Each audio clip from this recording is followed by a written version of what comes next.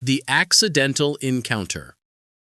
The grand ballroom of the majestic hotel hummed with intellectual intensity as Caroline Hart slipped through the heavy oak doors. Crystal chandeliers cast geometric shadows across marble floors where chess masters contemplated their next moves. She hadn't planned to attend the International Chess Masters tournament. Her friend Maria had canceled last minute, but the ticket felt too precious to waste. Caroline clutched her program, feeling distinctly out of place among the suited dignitaries and sharp-eyed competitors. Chess had always seemed like an elaborate dance she'd never learned the steps to, yet something about the silent battles unfolding across checkered boards fascinated her. The concentration, the unspoken communication between opponents, it was beautiful in its own mysterious way. Seeking the restroom, Caroline turned down what she thought was the correct corridor. The hallway grew quieter, more luxurious. Too late, she realized her mistake when she pushed through double doors marked Private, Tournament Officials Only. The lounge was intimate, all leather furniture and mahogany paneling. A solitary figure stood by the floor-to-ceiling windows, silhouetted against the city lights. He turned, and Caroline's breath caught. Ryan Cross. Even she recognized him from the posters plastered throughout the venue. The youngest Grandmaster in a decade, known for his ruthless playing style and infamous cold demeanor. His jaw was sharp, his eyes a penetrating gray that seemed to calculate her worth in seconds. Lost? His voice was smooth, tinged with amusement. Yes, I'm so sorry. I was looking for, Caroline stammered, backing toward the door. The restroom is 3 doors down, left side. He moved closer, studying her with unnerving intensity. You don't look like press. Family member of a competitor? Just a spectator. I don't really understand chess, actually. Something flickered in his expression. Surprise, perhaps, or curiosity. You came to a chess tournament without understanding chess?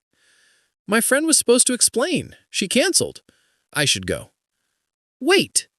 Ryan gestured toward a small table with an ornate chess set. Since you're here, let me show you something. Consider it compensation for your wrong turn. Caroline hesitated, but something in his demeanor had shifted, less predatory, more genuinely interested. I really don't know how to play. Even better, a ghost of a smile played at his lips. No bad habits to unlearn. Sit. Against her better judgment, Caroline sat. Ryan positioned himself across from her, his movements precise and elegant as he began explaining the pieces. His fingers brushed hers as he demonstrated how pawns moved, and she felt an unexpected jolt of electricity. Now, said Ryan, resetting the board, let's play. Don't overthink. Just move what feels right. This seems unfair to you, Caroline protested. His gray eyes locked with hers. Humor me. I'm curious to see how someone without preconceptions approaches the game. As Caroline reached for her first piece, she had no idea she was about to shatter everything Ryan Cross believed about chess and about himself. The impossible move. Caroline's hand hovered over the pieces, her heart hammering against her ribs. Ryan watched with the patient condescension of a master indulging a child. She moved a pawn forward, the most obvious opening she could think of. King's pawn, classic, Ryan murmured, responding instantly with his own pawn. His movements were liquid, confident, each piece finding its square with practiced precision. The game unfolded rapidly. Caroline moved on instinct, following some unnamed pull she couldn't articulate. A knight here, a bishop there. She wasn't thinking about strategy, she was responding to patterns, to the way the pieces seemed to whisper possibilities across the board. Ryan's expression shifted from amusement to concentration. Her moves were unconventional, almost reckless, yet there was something disturbingly coherent about them. He advanced his queen, setting what should have been an obvious trap. Caroline paused, tilting her head. Without hesitation, she moved her knight to an unexpected square. Ryan's hand froze mid-reach. His eyes darted across the board, calculating. That move, it shouldn't work, yet it simultaneously defended her king and opened an aggressive line toward his own. Interesting, he said quietly, his voice losing its playful edge. The air in the lounge grew thick with tension. Caroline could feel the shift, the way Ryan's entire body language changed from casual to predatory. He was no longer teaching. He was fighting. Move after move, Caroline responded with that same inexplicable intuition. She didn't know the names of tactics or strategic principles, but she could see, truly see, the board as a living thing, pieces breathing and moving in harmony. On the 17th move, Caroline reached for her rook. She hesitated, her fingers trembling slightly. Something felt different about this moment, weighted with significance she couldn't name. "Take your time," Ryan said, but his voice was strained. Caroline placed her rook, a move that looked almost random. "Is that okay?" Ryan stared at the board, the color drained from his face. His king sat in the corner, trapped by his own pieces, with Caroline's rook, bishop, and knight forming an inescapable net. He looked for escape squares. There were none. His pieces blocked every retreat. "Checkmate," he whispered, the word barely audible. "What?" Caroline blinked. "Did I win? I didn't mean to." "You didn't mean to?" Ryan's laugh was hollow, disbelieving. He ran his hand through his dark hair, disheveling its perfect styling. "Do you understand what you just did? That pattern?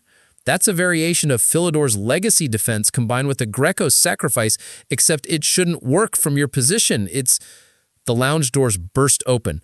Marcus Webb, the tournament director, strode in with two other officials. "Ryan, your match starts in 5. He stopped, noticing Caroline. "Who is this? How did she get in here?" Ryan stood abruptly, positioning himself between Caroline and Marcus. "She's my guest. She got lost." "This is a restricted area." Marcus's eyes narrowed, then fell to the chessboard. His expression changed instantly. "What happened here?" "Nothing. Just showing a spectator the basics." Ryan's voice was controlled, but Caroline caught the protective edge. Marcus approached the board, studying it. His eyebrows shot up. "Ryan Cross? Are you telling me that you, the Grandmaster who hasn't lost an informal game in 3 years, were just checkmated in 17 moves by a spectator learning the basics?" The silence was deafening. Caroline wanted the floor to swallow her whole. "Her name is Caroline Hart," Ryan said quietly, his eyes never leaving her face. "And yes, that's exactly what I'm telling you." The aftermath. The news spread through the tournament like wildfire. By the time Ryan's official match began 30 minutes later, whispers filled every corner of the ballroom. Caroline had fled to the spectator section, mortified and confused, but she could feel dozens of eyes seeking her out. Ryan played his scheduled match against Vladimir Petrov, a Russian master known for aggressive tactics. But something was wrong. Ryan, usually unshakable, made small errors, hesitations, second-guessed moves. He won, but barely, and with none of his characteristic dominance. Caroline watched from the back row, her program crumpled in her lap. She shouldn't have come. She'd somehow humiliated him, disrupted his concentration. When the match ended and Ryan's cold gaze swept the audience, she tried to make herself invisible. Too late. His eyes found hers and held them with an intensity that made her breath catch. After the mandatory press conference, Caroline attempted to slip out through a side exit. A hand caught her elbow, gentle but firm. Running away, Ryan stood behind her, still in his tournament suit, his tie loosened. Up close, she could see the exhaustion in his eyes, the tension in his jaw. "I'm sorry about earlier. I didn't mean to embarrass you or—" "Embarrass me?" Ryan's laugh was sharp. "Caroline, do you know how many people have studied chess their entire lives, hoping to achieve what you did accidentally? How many would kill for your intuitive understanding? It was just luck, a fluke." "No." He stepped closer, his voice dropping to something almost vulnerable. "I've been playing chess since I was 4 years old. I can recognize genuine talent, and what you have is extraordinary. Terrifying, actually. Carolyn met his eyes, seeing past the cold facade to something uncertain beneath. "You're afraid of me?" "I'm afraid of what you represent. My entire life is built on chess. I have sacrificed everything, relationships, normalcy, spontaneity, all for mastery of this game. And then you walk in, without training or theory, and play like you can see something I can't." "I don't understand what I did," Carolyn admitted softly. "I just moved pieces that felt right." "That's what makes it remarkable." Ryan's expression softened, his guard lowering incrementally. "Most players spend years unlearning their instincts, training themselves to think mechanically. You have pure intuition uncorrupted by doctrine." A tournament official hurried past, doing a double take when he spotted them. Ryan's jaw tightened, the wall slamming back into place. "Have dinner with me," he said abruptly, "tomorrow night. Not as Grandmaster and mysterious prodigy, just as Ryan and Carolyn." "I don't think that's a good idea. People are already talking. Let them talk." There was something almost desperate in his voice. "Please." Carolyn knew she should refuse. This man lived in a world of calculated moves and strategic thinking where emotions were weaknesses to exploit. Getting involved with him was asking for heartbreak. But when she looked into his gray eyes, she saw something unexpected. Loneliness. A mirror of her own quiet isolation. "Okay," she heard herself say. "Tomorrow, but somewhere private." Ryan's smile transformed his face, making him look younger, almost boyish. "I know just the place." As Carolyn walked away, she felt his gaze following her. She'd come to this tournament as an invisible spectator and was leaving as someone who'd shaken the foundation of a Grandmaster's world. Neither of them realized that their game had only just begun, and the stakes were far higher than any trophy. The vulnerability between moves. The restaurant Ryan chose was tucked away in a quiet corner of the city. Intimate, dimly lit, with no sign outside. Caroline arrived wearing a simple navy dress, her hair loose around her shoulders, feeling simultaneously overdressed and unprepared. Ryan was already there, seated at a corner table. He'd traded his tournament attire for a charcoal sweater that softened his sharp edges. When he stood to greet her, Caroline noticed the tension in his shoulders, the way his fingers tapped against his leg, a tell she'd observed during their match. "You're nervous," she said, surprising herself with the observation. His lips quirked. "I'm never nervous before World Championship matches, but dinner with you? Terrifying." They ordered, and for a while, conversation flowed easily, surface level, safe. Ryan told her about growing up in Seattle, how his father had taught him chess during a rainy winter when he was 4. Caroline shared stories of her quiet life as a librarian, her love of old books and forgotten stories. But as the evening deepened, so did their revelations. "Do you ever regret it?" Caroline asked, swirling wine in her glass. "The sacrifices you mentioned?" Ryan was quiet for a long moment. "Every day," he finally admitted, his voice raw. "I missed my sister's wedding for a tournament in Budapest, my mother's birthday for qualifiers in Prague. I have colleagues, rivals, admirers, but no real friends. No one who sees Ryan, the person, instead of Ryan Cross, the Grandmaster." "That sounds lonely." "It is." His gray eyes met hers with startling vulnerability. "Until yesterday, I'd convinced myself it was worth it, that mastery justified isolation. Then you walked in and dismantled everything I believed about chess, about myself, in 17 moves." Caroline's heart ached for him. "I didn't mean to." "I know. That's what makes it profound." Ryan reached across the table, his fingers brushing hers. The touch sent electricity through Caroline's veins. "You're putting me on a pedestal I don't deserve. I'm nobody special, just a woman who stumbled into the wrong room." "You're wrong." Ryan's grip tightened gently. "You walked into exactly the right room at exactly the right moment. And I can't stop thinking about you." Before Caroline could respond, Ryan's phone buzzed insistently. He glanced at it, his expression darkening. "It's Marcus," The tournament committee wants to interview you. Interview me? Why? Because you beat me, and they're calling it impossible. Some are suggesting I threw the game deliberately, others think you're a secret master using an alias. Ryan's jaw clenched. They're going to dissect everything about you, your background, your credentials. It's going to be invasive and ugly.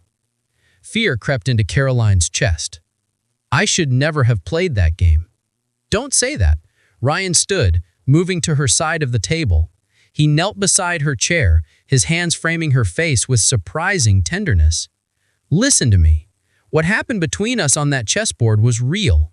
Unprecedented, maybe, but real.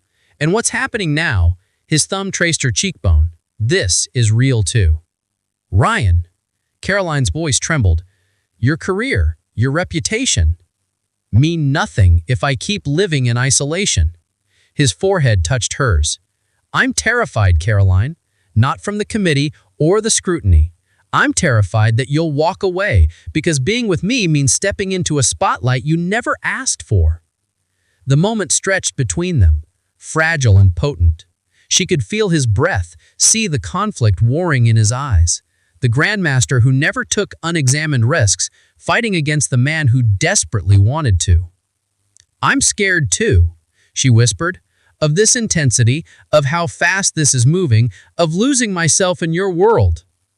Then let's be scared together. Ryan's voice was barely audible. No strategies, no calculations, just two people taking a chance on something unexpected. When their lips met, it felt like the most natural move in the world. Intuitive, inevitable, right. The kiss was gentle at first, then deeper, charged with all the unspoken longing that had built between them. They broke apart when a camera flash exploded from the restaurant's window. A paparazzo grinned from outside, already typing furiously on his phone. Ryan's expression shifted instantly. Protective, dangerous. Stay here. But Caroline caught his arm. No, whatever comes next, we face it together. That's the only move that makes sense. Ryan looked at her with something like wonder. You're extraordinary, Caroline Hart. So are you, Ryan Cross. Now let's go play the real game, the one where we don't hide. As they left the restaurant together, hands intertwined, neither knew that the photograph already spreading across chess forums and social media would ignite a firestorm that would test everything they'd just promised each other. The final gambit. The scandal erupted overnight. By morning, #MysteryChessGenius was trending worldwide. The photograph of Ryan and Caroline kissing appeared on every chess news site, accompanied by wild speculation. Who was she? A Russian sleeper agent? A rival's plant meant to destabilize the reigning champion? Caroline's phone exploded with messages. Reporters camped outside her apartment. Her library received calls demanding information about her background. The quiet, invisible life she'd cultivated for 28 years shattered in hours. Ryan was in crisis mode. The tournament committee had called an emergency hearing, threatening to disqualify him from the championship finals unless Caroline submitted to a formal chess evaluation to prove her legitimacy. His sponsors were worried about the distraction. His coach warned that his focus was compromised. "Tell them to go to hell," Ryan said during their tense phone call. "I'm not subjecting you to their interrogation." "Caroline, this is your career." Caroline's voice was steady despite her fear. "Everything you've worked for since you were 4 years old. I won't be the reason you lose it." "You're not the reason. They are. This obsession with protecting chess's purity, as if intuition and natural talent are somehow cheating." His frustration bled through the phone. "Caroline, if I have to choose, don't." She cut him off. "Don't choose. Not yet." That afternoon, Caroline walked into the tournament headquarters alone, ignoring Ryan's protests. The committee assembled in a conference room, 12 stern-faced officials who looked at her like a curiosity under glass. Marcus Webb led the proceeding. "Miss Hart, you understand why we've requested this meeting. You want to verify I'm not a fraud." Caroline's hands were folded calmly in her lap, channeling every ounce of courage she possessed. "Put it bluntly, yes. Your victory over Grandmaster Cross was unprecedented. We need to ensure the integrity of our sport." "Then test me." Caroline's voice rang clear. Put me against any player you choose. I'll either prove I have genuine ability or reveal myself as the fluke everyone suspects." The committee exchanged glances. This was unexpected. "Very well," Marcus said slowly. "We'll arrange a match against Elena Volkov. She's ranked 15th in the world. If you demonstrate comparable skill, we'll consider the matter resolved." The match was scheduled for that evening, giving Caroline no time to prepare, which she suspected was intentional. The ballroom filled with spectators, press, and competitors eager to witness either a miracle or an embarrassing exposure. Ryan tried to reach her before the game, but security kept him away per committee orders. Caroline sat alone at the board, facing Elena Volkov, a severe woman with calculating eyes and a reputation for crushing unorthodox players. The game began. This time, without Ryan's presence, without the intimate atmosphere of their first encounter, Caroline felt different. The pressure was suffocating. Camera flashes disoriented her. The whispers of the crowd invaded her concentration. She moved her first pawn and it felt wrong, mechanical, forced. Elena responded with textbook precision. Move after move, Caroline felt herself drowning, trying to recapture that intuitive flow that had come so naturally before. By move 12, she was losing badly. Elena's position was dominant, overwhelming. The whispers grew louder. Caroline heard someone say, "fraud," with vicious satisfaction. Then she saw him, Ryan, standing at the back of the ballroom. Security had failed to keep him away. He wasn't watching the board. He was watching her, his expression open and encouraging. He mouthed 3 words, "Trust yourself. Breathe." Something shifted inside Caroline. She closed her eyes, blocking out the crowd, the cameras, the pressure. She remembered why she'd moved those pieces 2 days ago. Not to prove anything, not to impress anyone. She'd moved them because they felt right, because the board had whispered its secrets. She opened her eyes and saw the position with sudden clarity. Her next move was audacious, a knight sacrifice that made Elena frown, then a bishop repositioning that seemed to abandon her defense. 3 moves later, Elena's confidence wavered. 5 moves after that, the Grandmaster was in serious trouble. The crowd fell silent as Caroline wove an impossible attack from the ruins of her position. It wasn't textbook strategy, it was art, intuition made manifest on checkered squares. On move 32, Elena Volkov, the 15th ranked player in the world, tipped her king in resignation. The ballroom erupted. Marcus Webb sat stunned. Elena stood, walked around the board, and extended her hand to Caroline. "Remarkable," she said simply. "Absolutely remarkable." Ryan pushed through the crowd, and suddenly Caroline was in his arms, lifted off her feet as he spun her around. "You did it," he whispered fiercely. "You magnificent, impossible woman." "We did it," Caroline corrected, her arms tight around his neck. "I only found my way back when I saw you." Marcus approached, his expression grudging but respectful. "Miss Hart, the committee owes you an apology. What you possess is genuine, unprecedented, but genuine." "I don't want apologies," Caroline said, still held in Ryan's embrace. "I want this scrutiny to end so we can figure out what happens next, together." That night, on the rooftop of Ryan's hotel, they sat side by side, overlooking the city lights. "The finals are in 3 days," Ryan said quietly. "I should be preparing, reviewing games, strategizing." "But," Caroline prompted, "but all I can think about is you. How you've changed everything. How I don't want to go back to that isolated, calculated existence." He turned to face her. "Caroline, I know this is fast, maybe reckless, but I'm in love with you. Completely, illogically in love with you." Caroline's breath caught. "Caroline, Ryan, you don't have to say it back. I just needed you to know that whatever happens in the finals, whatever happens with my career, I've already won, because I found you." Tears pricked Caroline's eyes. "You brilliant, impossible man. Of course I love you too. I fell for you the moment you knelt beside my chair and chose me over your pride." Their kiss was tender, deep, filled with promise. When they broke apart, Caroline smiled mischievously. "Now, about those finals, let me teach you something about intuitive chess." Ryan laughed, the sound free and genuine. "My mysterious Grandmaster teaching me the game I've played my whole life?" "Sometimes," Caroline said, taking his hand, "the best strategies come from people who don't know they're impossible. Ready to learn?" "With you? Always." As they bent over a small travel chess set, two minds intertwining, they both understood the truth. The greatest victory wasn't on any chessboard. It was in finding someone who saw past your defenses, who challenged your certainties, and who made you believe that the most unexpected moves could lead to checkmate on the heart. Ryan won the championship 3 days later, playing with a creativity and joy that surprised everyone who knew him. When asked about his transformation, he simply smiled and looked towards Carolyn in the audience. "I learned," he said, "that sometimes you have to sacrifice your carefully constructed defenses to win the game that really matters."